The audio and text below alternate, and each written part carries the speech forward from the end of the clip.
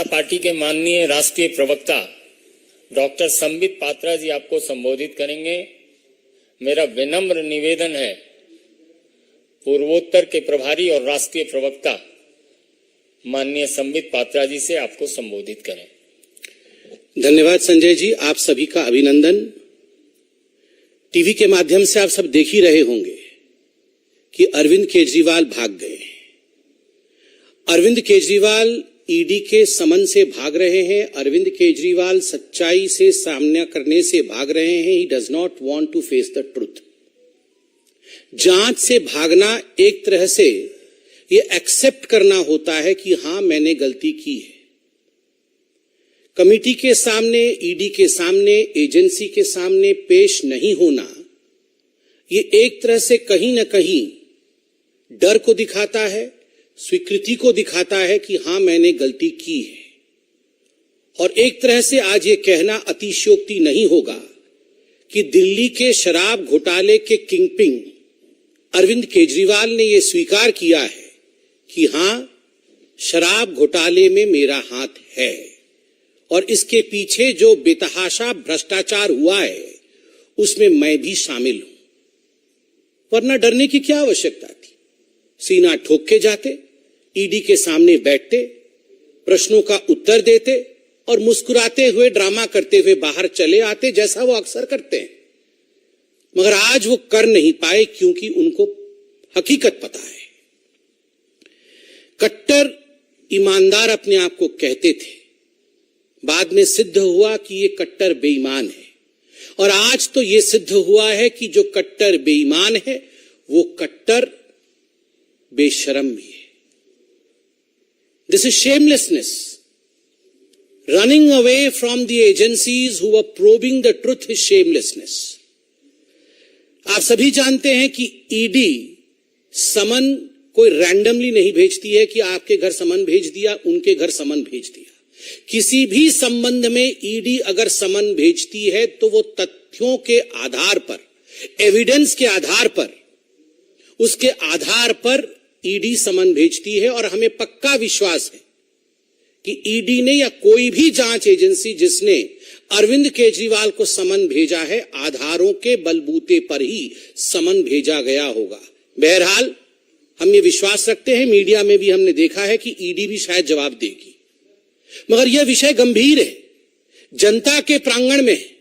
This is a public issue and that's the reason as to why Bharatiya Janata Party, the world's largest political party, should also reply to this. Arvind Kejriwal और आम आदमी party को किसी पर भरोसा नहीं है, किसी पर विश्वास नहीं है। सीबीआई पर नहीं है, ईडी पर नहीं है, अपने लोगों पर नहीं है, पॉलिटिकल सिस्टम पर नहीं है, इलेक्शन कमीशन पर नहीं है। चलो किसी पर विश्वास नहीं है, कोर्ट पर तो है। चलो लोअर कोर्ट पर नहीं है, सुप्रीम कोर्ट पर तो विश्वास है। अभी 3 दिन पहले मनीष सिसोदिया के बेल पिटीशन को रिजेक्ट करते हुए सुप्रीम कोर्ट ने जिस प्रकार की टिप्पणी का प्रयोग अरविंद केजरीवाल के मंत्री के खिलाफ, पूर्व मंत्री के खिलाफ किया है, एक तरह से सुप्रीम कोर्ट ने सिद्ध किया है कि लगभग 338 करोड़ रुपया का मनी ट्रेल तो स्थापित होता है। ये जो लिकर स्कैम है, जो शराब घोटाला है, ये शराब घोटाला कोई 400-500 करोड़ का नहीं है, ये कई हजार करोड़ों का घोटाला है। परत दर परत खुलासा हो रहा है। मगर सुप्रीम कोर्ट में जब ये कहा जाता है कि लगभग 338 करोड़ रुपया का ट्रेल स्थापित होता है, तो आप सोचिए, जब टिप ऑफ द आइसबर्ग जिसको अंग्रेजी में कहते हैं, एक छोटा सा हिस्सा ही इतना बड़ा है, तो पूरा ये लिकर स्कैम कितना बड़ा होगा। और इसमें अरविंद केजरीवाल जी की जांच होनी चाहिए या नहीं होनी चाहिए, ये आप डिसाइड करिए। आप मतलब जनता डिसाइड करिए। मुझे तो आश्चर्य लगता है, ये वही अरविंद केजरीवाल है, बगल में फाइल दबा करके ये रोज 4 बजे जब राजनीतिक पार्टी नहीं थी तो प्रेस कॉन्फ्रेंस करते थे, आप ही लोग बैठे होते थे और प्रेस कॉन्फ्रेंस में कहते थे, आज मैं शीला दीक्षित के खिलाफ खुलासा करूंगा, आज मैं रॉबर्ट वाड्रा के खिलाफ खुलासा करूंगा, आज मैं सोनिया जी के खिलाफ खुलासा करूंगा, आज मैं लालू प्रसाद यादव के खिलाफ खुलासा करूंगा। मेरे पास ठोस सबूत हैं और जब 5 बजे इनकी प्रेस कॉन्फ्रेंस खत्म होती थी तो अरविंद केजरीवाल कहते थे, खुला दरवाजा है मेरा, खुला दरबार है मेरा, मैं चैलेंज करता हूं लालू प्रसाद यादव से, मैं चैलेंज करता हूं रॉबर्ट वाड्रा से कि वो आए, मेरे प्रश्नों का उत्तर दे, तभी मैं इन्हें क्लीन चिट दूंगा। ये अलग बात है, अभी गलबइये कर रहे हैं इनके साथ घमंडिया अलायंस बनाया हुआ है। मगर ये सारी चीजें अरविंद केजरीवाल जी के खुद के स्टेटमेंट है। वाह अरविंद केजरीवाल जी, आप चंद कागजों पर सवाल लिख के लाते थे, उन सवालों के जवाब आप उस समय विपक्ष के और सत्ता की नेताओं से मांगते थे, वो तो ठीक था। आज देश की संवैधानिक जांच एजेंसी आपको सवाल के कटघरे में जब खड़ा कर रही है तो आप भाग गए, आप प्रस्तुत नहीं होना चाहते। आपने अपने चिट्ठी में क्या लिखा है, चिट्ठी भी लेकर आया हूं, आपने अपने चिट्ठी में लिखा है, मुझे किस हैसियत से बुलाया गया है, एक इंडिविजुअल के हैसियत से, या official capacity as chief minister of Delhi, या नेशनल कन्वीनर ऑफ आम आदमी पार्टी, मुझे किस हैसियत से बुलाया गया है। अरे अरविंद केजरीवाल जी, ये जितने गागर बंद है ना अभी जेल के अंदर, चाहे वो मनीष सिसोदिया जी हो, चाहे वो संजय सिंह जी हो, चाहे वो सत्येंद्र जैन जी हो, ये सारे गागरों के सागर आप हैं। तो करप्शन के सागर के हैसियत से बुलाया गया है। आप जो जानना चाहते हैं कि किस हैसियत से आपको बुलाया गया है, as the ocean of corruption, as the source of corruption, from where corruption emerges in Delhi, जहां से करप्शन जन्म लेती है उसके बाद मनीष सिसोदिया जी तक पहुंचती है, जहां से उद्भव होता है करप्शन का और उसके बाद वो पहुंचती है सत्येंद्र जैन के पास, जहां से करप्शन आरंभ होता है और उसके बाद वो पहुंचती है संजय सिंह के द्वारे, उस सोर्स के रूप में आपको बुलाया गया है। एज दैट सागर, गागरों के सागर के रूप में आपको बुलाया गया है। और ये क्या वीआईपी सिंड्रोम है, मुझे क्यों बुलाया गया है, क्यों? आप क्या कानून से बड़े हैं? आप दिल्ली के सीएम हैं, क्या आप भगवान हैं? वैसे तो आपने कोई कोर कसर नहीं छोड़ी थी अपने आप को श्री कृष्ण इत्यादि बताने में, मगर क्या आप भगवान हैं जो आपको कोई एजेंसी नहीं बुला सकती है? और तो और मैं आज आपसे सवाल पूछना चाहता हूं, ये जो आपके डायलॉग्स होते थे ना, प्रेस कॉन्फ्रेंस वाले डायलॉग, डबल एक्सेल शर्ट पहन करके आप जो प्रेस कॉन्फ्रेंस करते थे और कहते थे कि ये मुझे पता है अब ये मनीष सिसोदिया को भी बुलाएंगे, मुझे पता है कि मनीष सिसोदिया बिल्कुल सच्चा है, बिल्कुल कट्टर ईमानदार है, मुझे पता है संजय सिंह कट्टर ईमानदार है। अरे आपको तो पता था कि ये सारे कट्टर ईमानदार थे, मगर इनमें से किसी को अभी तक बेल क्यों नहीं मिल रही है? 10 महीने हो गए अरविंद जी, 10 महीने हो गए मनीष सिसोदिया जेल की सलाखों के पीछे बंद है। लगभग 6 बार सर्वोच्च न्यायालय तक जा चुके बेल एप्लीकेशन लेकर। और क्या कहा न्यायालय ने बड़े स्पष्ट रूप से कहा, one aspect regard to the transfer of money ₹338 crores is tentatively established. We have therefore dismissed the applications for bail. ये कहा है सुप्रीम कोर्ट ने मनीष सिसोदिया जी को लेकर। क्यों? इतने कट्टर ईमानदार थे अरविंद केजरीवाल जी आपके अनुसार, तो बेल रिजेक्ट क्यों हुआ? आप संजय सिंह जी के लिए कह रहे थे ये बड़े क्रांतिकारी नेता हैं, इनको फंसाया जा रहा है बीजेपी की ओर से। कोर्ट ने क्या कहा? राउज एवेन्यू कोर्ट ने जो कहा है, मैं कहता हूं, in prima facie view of this court, the fact stated and material placed before the court nowhere show or suggest that his arrest in the present case is unwarranted or unreasonable, as allegations have been made against him, or his being directly associated with activities related to the proceeds of crime of the present case. ये बहुत स्पष्ट रूप से कहा गया है कि कोई जो एलिगेशन लगाते थे आप कि ये पॉलिटिकली मोटिवेटेड है, ऐसा नहीं है। मटेरियल जो रखा गया है कोर्ट के सामने वो दिखाती है कि ये अनरीजनेबल नहीं है ये अरेस्ट, बड़े स्पष्ट रूप से। फिर आप कहते हैं कि हमें अब सुप्रीम कोर्ट पे भी भरोसा नहीं है। इतना नहीं अरविंद केजरीवाल जी, आपने अपने चिट्ठी में लिखा है कि ये मनोज तिवारी जी, इनको कैसे मालूम पड़ गया कि मुझे समन होगा और मुझे अरेस्ट किया जाएगा। ये अरविंद जी, ये मनीष सिसोदिया जी को जब ईडी ने बुलाया था और जब संजय सिंह को ईडी ने बुलाया था तो आप अपना भाषण खुद निकालिए। आपने खुद अपने भाषण में कहा था, मुझे मालूम है ये मनीष सिसोदिया जी को छोड़ने वाले नहीं है, मनीष सिसोदिया जी को ईडी बुलाने वाली है और उसके बाद उन्हें गिरफ्तार भी करने वाली है। ये एक बार नहीं, दसियों बार आपने कहा था। 2 बार कहने के बाद जब ईडी ने समन नहीं किया, 2 बार कहने के बाद भी जब ईडी ने गिरफ्तार नहीं किया, तो आपने कहा लगता है डेट बदल गया है, मगर होने वाला है, होने वाला है। संजय सिंह के समय भी आपने कहा था, मुझे मालूम है ये संजय सिंह जी को भी छोड़ा नहीं जाएगा, संजय सिंह के घर भी ईडी जाएगी, छापा होगा, गिरफ्तारी होगी। क्यों? आपने ईडी को कहा था क्या कि संजय सिंह जी को और मनीष सिसोदिया जी की गिरफ्तारी हो? आपने जो लॉजिक दिया है कि मनोज तिवारी जी के कहने पर ईडी ने ऐसा काम किया है, ठीक उसी लॉजिक से अगर हम सवाल पूछ दें कि जब आप कह रहे थे कि मनीष सिसोदिया की गिरफ्तारी होगी, तो क्या आपने ईडी को कहा था जाओ जरा मनीष सिसोदिया को गिरफ्तार करो? वैसे हो भी सकता है। मैं कोर्ट का कुछ स्टेटमेंट लेके आया हूं, सुप्रीम कोर्ट का। परसों जब रिजेक्ट हुआ मनीष सिसोदिया जी का बेल, तो सुप्रीम कोर्ट ने एक बहुत महत्वपूर्ण बात कही। सुप्रीम कोर्ट ने कहा, we are dismissing the application for bail of Manish Sisodiya, but we have made one pointed observation, which is that they have assured, they matlab ED, that they have assured that the trial will be concluded within 6 to 8 months.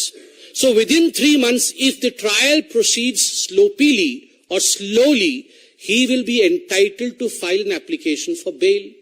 Supreme court ने कहा कि हमें ED ने कहा है कि 6 से 8 महीने के अंदर त्वरित गतिविधि करते हुए ये जो शराब घोटाले की जांच चल रही है उसे पूरा कर दिया जाएगा, और हमें भी विश्वास है पूरा कर दिया जाएगा। अगर धीरे धीरे इन्वेस्टिगेशन चले, ईडी अपनी पूछताछ में लचर रवैया अपना ले, ईडी अपने काम को धीरे धीरे या स्लोपीली करे, तो फिर आप कोर्ट में आकर एक केस करना। ईडी ने तो जल्दी जल्दी आपको जांच के लिए बुलाया।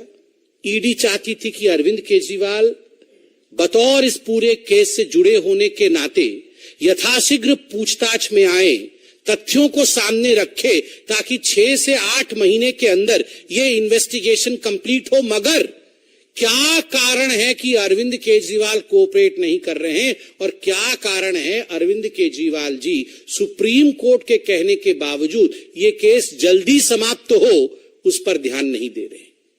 क्या मनीष सिसोदिया जी बेल में बाहर आए? क्या मनीष सिसोदिया जी अंदर ही रहे? क्या चाहते क्या है आखिर ये आम आदमी पार्टी के सुप्रीमो अरविंद केजरीवाल जी? मुझे तो आश्चर्य होता है, उन्होंने अपने पैराग्राफ में यह भी लिखा है चिट्ठी में कि दिवाली आ रही है इसलिए मुझे छूट दे दी जाए, क्योंकि मैं गवर्नेंस में भी हूं, मैं चीफ मिनिस्टर भी हूं, 2 हफ्ते के अंदर दिवाली आ रही है। वाह, आज दिवाली आ रही है तो ईडी आपसे पूछताछ ना करे, उसके बाद क्रिसमस होगी 25 तारीख को तो ईडी आपसे पूछताछ ना करे, फिर 31 तारीख को तो आपको न्यू ईयर मनाना ही होगा तो ईडी आपसे पूछताछ ना करे, फिर संक्रांति भी आ रही है 14 जनवरी को तो फिर ईडी आपसे पूछताछ ना करे। केवल इतना ही नहीं, आपने कहा मिजोरम में, मध्य प्रदेश में, तेलंगाना में, इन 5 राज्यों में चुनाव है इसलिए ईडी हमसे पूछताछ ना करे क्योंकि मैं रोड शो करूंगा। मतलब ये सारे त्योहार जब खत्म हो जाएंगे उसके बाद 24 का चुनाव भी आ जाएगा। मतलब ईडी अरविंद केजरीवाल से पूछताछ ही ना करे, क्योंकि कभी होली है कभी दिवाली है, और इसके प्रिटेक्स्ट में अरविंद केजरीवाल जी ईडी से भाग रहे हैं। ये केवल एक्सेप्टेबिलिटी है कि हमने चोरी की है। भारतीय जनता पार्टी ने डे 1 से 7 सवाल पूछे थे अरविंद केजरीवाल जी से, मनीष सिसोदिया जी से, संजय सिंह से। आज भी मैं जनता की ओर से ये 7 सवाल, ये दिल्ली की जनता नहीं, पूरे हिंदुस्तान की जनता की ओर से, भारत की जनता की ओर से ये 7 सवाल दोहरा रहा हूं। अरविंद केजरीवाल जी, आप जहां भी आज रोड शो कर रहे हैं वहां से प्रेस कॉन्फ्रेंस करके जवाब दे दीजिए ना। आप इस दूध का दूध और पानी का पानी कर दीजिए। इन 7 प्रश्नों का जवाब देके, प्रश्न नंबर 1, क्या अरविंद केजरीवाल जी ये हकीकत नहीं है कि दिल्ली के एक्साइज पॉलिसी का इतिहास में पहली बार इस प्रकार का रवैया रहा कि जो शराब के ठेकेदार थे उनका कमीशन 5% से बढ़ा करके 12% किया गया? मतलब डबल से भी ज्यादा मुनाफा शराब के मित्रों को, शराब के ठेकेदारों को दिया गया और अपने राजस्व, दिल्ली के राजस्व पर कुल्हाड़ी मार करके ये किया गया। और यह भी बात सामने आई है कि इसमें से एक बहुत बड़ा हिस्सा पीछे घूम करके मनी ट्रेल के माध्यम से, मनी लॉन्ड्रिंग के माध्यम से आम आदमी पार्टी के अकाउंट में ही जा रही थी। दूसरा सवाल, जब आपने नई शराब नीति लागू की उससे पहले एक कमेटी बनाई गई थी एक्साइज डिपार्टमेंट के एक ऑफिसर राजीव धवन जी की अध्यक्षता में। उस कमेटी ने जो रिकमेंडेशन दिए थे कि होलसेल का काम सरकार को अपने पास रखना चाहिए, दूसरों को नहीं देना चाहिए, आपने एक्साइज डिपार्टमेंट के ऑफिसर के उस कमेटी के प्रावधानों को और उनके सजेशंस को दरकिनार करके न्यू एक्साइज पॉलिसी क्यों लागू किया, किसके फायदे के लिए किया? तीसरा सवाल, क्या यह हकीकत नहीं है अरविंद केजरीवाल जी कि आपने ब्लैक लिस्टेड कंपनी जिनको कभी ठेका नहीं देना था उनको भी आपने ठेका दिया? चौथा प्रश्न है, कैबिनेट के नोट के बिना, कैबिनेट के मंजूरी के बिना इन शराब के ठेकेदारों का, जिन्होंने आपको मोटा माल दिया था, उनका 144 करोड़ रुपया आपने लाइसेंस फी का माफ किया। आखिर क्यों माफ किया बिना कैबिनेट के रिकमेंडेशन के? पांचवा सवाल, ये न्यू एक्साइज पॉलिसी, नई शराब नीति आने से पहले अरविंद केजरीवाल जी किस प्रकार प्रेस कॉन्फ्रेंस करते थे? इतिहास हो जाएगा जी, पूरा विश्व देखता रह जाएगा, आपकी आंखें फटी रह जाएंगी, इतनी पैसे आ जाएंगे, इतने पैसे आ जाएंगे, इतना प्रॉफिट होने वाला है।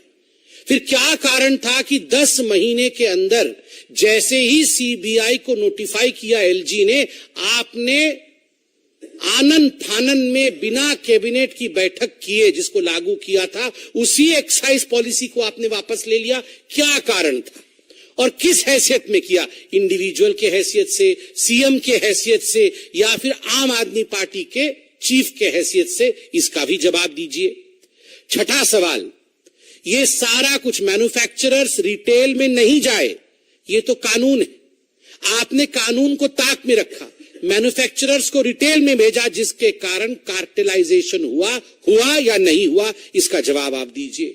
और सातवां और अंतिम सवाल, जो एयरपोर्ट अथॉरिटी ऑफ इंडिया थी, उसने एयरपोर्ट के पास जो शराब के ठेके खुलने वाले थे, उन ठेकों को एनओसी नहीं दिया। जो 30 करोड़ रुपए दिल्ली सरकार ने लाइसेंस के एवज उनसे लिया था, उसको आपने वापस क्यों कर दिया, जबकि वो पैसा जब्त होना था? ये 30 करोड़ रुपए आपने अपने मित्रों का वापस क्यों किया? इन सातों प्रश्न का जवाब अरविंद केजरीवाल जी, यहां पर करप्शन का कैंपेन करने के बाद आज आप रोड शो करने गए हैं, करप्शन शो करने के बाद रोड शो करने गए हैं। आप रोड शो के बाद प्रेस कॉन्फ्रेंस करके अगर इन सातों प्रश्नों का सटीक उत्तर दे देंगे तो हमें लगता है शराब का शराब और पानी का पानी हो जाएगा। हम सब इंतजार करेंगे इन प्रश्नों के उत्तर का। अरविंद केजरीवाल जी, भागिए मत, छुपिए मत, डरिए मत। अगर आपने गलती नहीं की है तो आपका बाल भी बांका नहीं हो सकता है, और अगर हां आप किंग पिंग हैं तो कितना भी भागने की कोशिश करिए, कहीं भी आप रोड शो करिए, एक ना एक दिन करप्शन शो होके ही रहेगा। बहुत बहुत धन्यवाद मित्रों। रविकांत राय, टाइम्स नव भारत।